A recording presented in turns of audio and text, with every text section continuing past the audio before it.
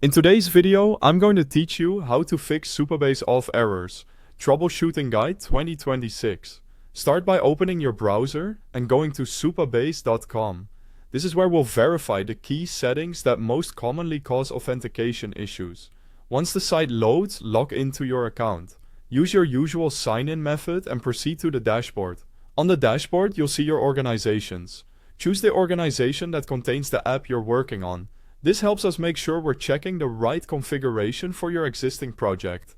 Next, select the project that's showing auth problems. If you don't have one yet, you can create a new project to test settings safely. Opening the correct project brings you to the project view. Inside the project view, look to the left sidebar for the main navigation. This is where you'll find everything related to your database, authentication, and configuration. From here, click Project Settings.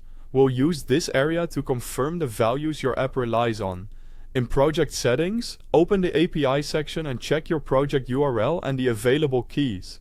Make sure the URL exactly matches what your application uses in its environment configuration. A mismatch between your app's base URL and the Supabase project URL can lead to unexpected 401 or 403 errors. Keep your keys secure and never expose them in client-side code or public repos. If you recently rotated keys, update your environment variables and redeploy so your app uses the latest values. Now go to the authentication settings. If you use email link or password sign-in, confirm that email confirmations are enabled or disabled according to your flow. Then verify your redirect URLs. They must match exactly, including protocol, subdomain, path, and any trailing slashes. Incorrect or missing redirects are a top cause of sign-in loops and failed callbacks. If you use third-party providers, confirm each provider is configured and that its redirect URL matches what the provider expects.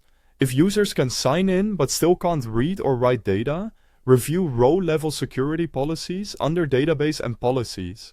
Ensure the authenticated or anon roles have the intended access and that your policies reference the correct claims.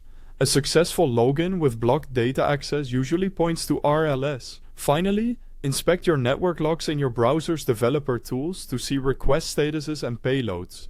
In frameworks like Next.js, confirm session handling is consistent between server and client, and that cookies or authorization headers are being forwarded where needed.